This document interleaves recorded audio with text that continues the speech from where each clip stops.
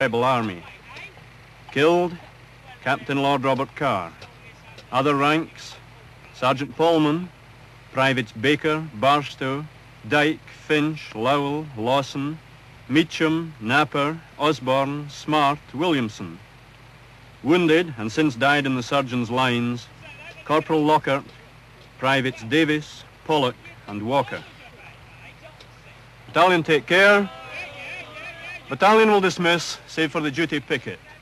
Battalion, dismiss. You treated Private Walker a short while ago, Doctor.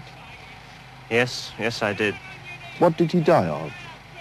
This one? He died of shock, if I remember correctly. Why was that? He was an amputee. I had to take his arm off. Hey! Hey! Do you know what? What is our young British pleasure? Because we fought with such gallantry. His Royal Highness thanks all ye officers and men for their gallant behaviour. Get out of naval. His Royal Highness releases all ye military prisoners who were this day in custody of the provost. You heard about the wounded? Well, yes, I'll talk about it. They're going to pay 12 guineas out of the Duke's own purse for all those wounded in the battle.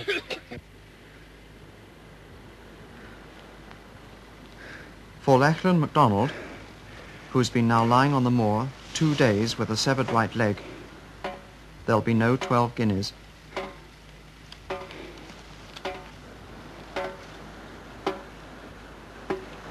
Orders for Friday, 18th April, 1746. A captain and 40 foot to march directly and visit all the cottages in the neighbourhood of the field of battle. The officers and men will take notice that the public order of the rebels on the day of battle was to give us no quarter. Line up the bodies, man.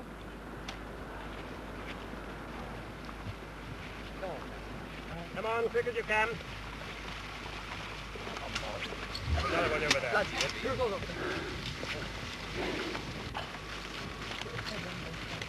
All right, pick up your pile up. The public orders of the rebels to give no mercy to the Royal Army do not exist in any other form than a crude forgery alleged to have been found on the field of battle.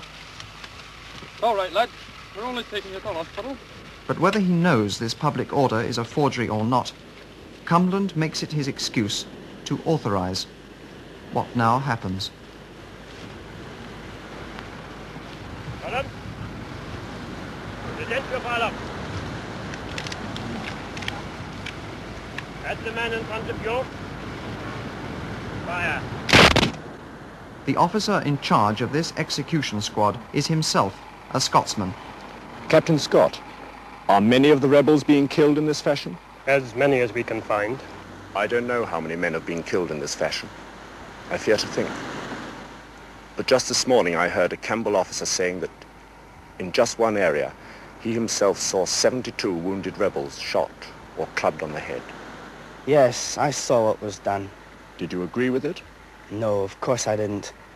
And I'll always thank God that I had nothing to do with the black work. You must try to remember that this is a most difficult problem. I have talked much with officers from Lowland Scots regiments, and they undoubtedly feel that these Highlanders are threatening their culture, their Protestant religion. They're threatening to disrupt their peace and their commerce. There's a great feeling of insecurity in the Lowlands. These people still remember the Highland host. They still remember the years of cattle thieves and murder, men coming down at night from the hills and extorting blackmail under pain of being robbed. You see, the Highlander talks a different language. He wears different clothes. And he undoubtedly has some uncouth and barbaric practices. For all these reasons, I think you'll find most Lowlanders hold the man from this part of the country in contempt and hatred, much more so even than the English do. Why is your army treating the prisoners and the wounded like this? Of yourself, for instance, it's been said you're keeping the prisoners in Inverness without warmth, food and water, and that you're even withholding medical dressings from them. Surely this is against all bounds of humanity. Look, I think the point somewhat eludes you. These men are rebels and barbarians. and as such are to be rated as cattle and treated as cattle. Get that thing back out of the way, please.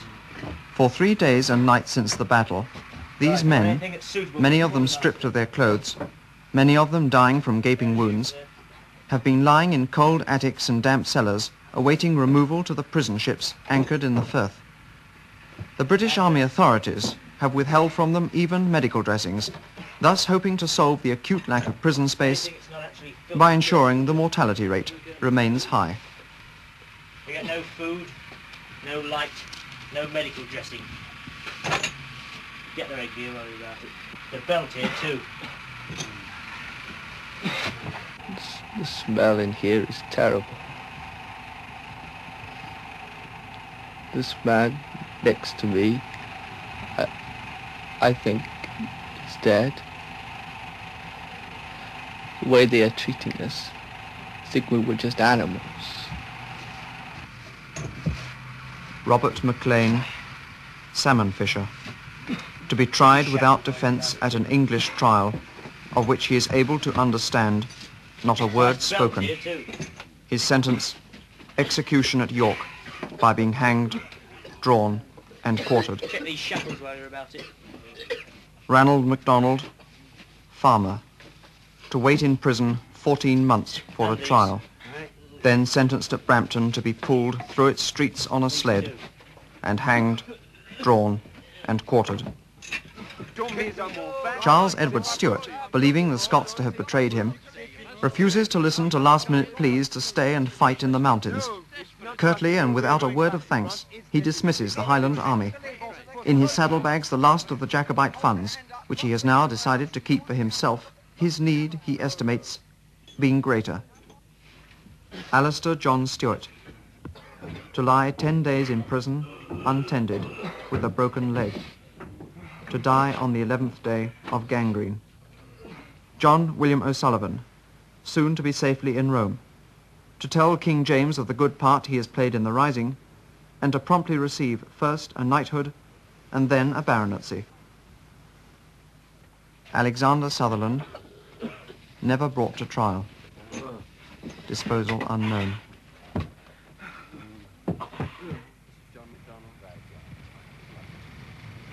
Lord George Murray, who to the end blamed Prince Charles and his Irish administration for the defeat at Culloden, is soon to leave Scotland forever, forced to seek exile in Europe. Prince Charles refuses to see him again and never forgives him, blaming his opposition to his administration for the downfall of the Stuart cause. Lord George Murray, estimated by some as one of the most brilliant generals of the 18th century, who, if left to his own counsel, could perhaps have turned Culloden into a victory.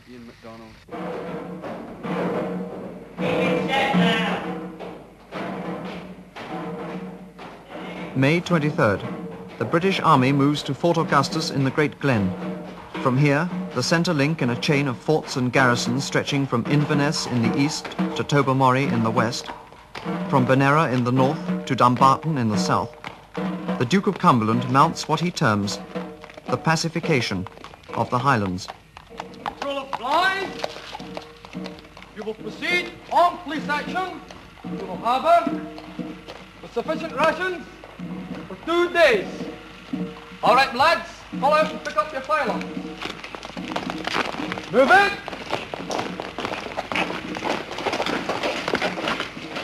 Lord Sackville, what is the function of these patrols?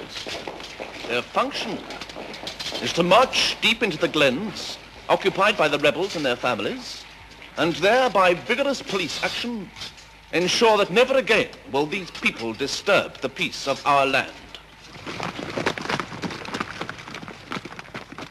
May 30th. A military patrol under Lord George Sackville strikes deep into a quarry in Loch Arbour, searching for fugitive rebel families. This is one of them, sheltering from the rain 1,500 feet up the side of a hill face. Andrew McKeachin, aged 25, who stood at Culloden and who now, because of the patrols, has to hide in the hills like an animal. This is his wife, child, and a friend called Mrs. McInnes. They have each been out in the open for the past 8 days. This girl is suffering from severe flux as a result of damp clothes. The last meal this baby ate was a small fish caught yesterday and shared between the children. This little girl, forced to leave her home suddenly, has only a thin dress, a damp shawl, and no shoes. At approximately 12 noon, May 30th, the family is sighted by the patrol. This is what happens.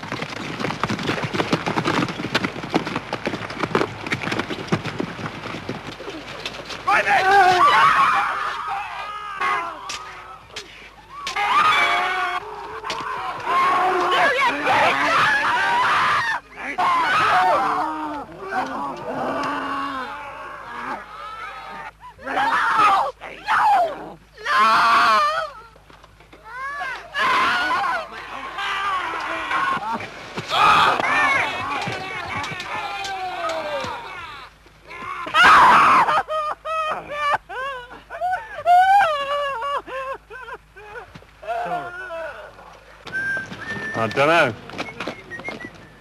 All these officers keep telling us these people over here are a load of savages, but I don't know, they look like ordinary women and children up there to me. I didn't like it, what we did. I didn't like it at all.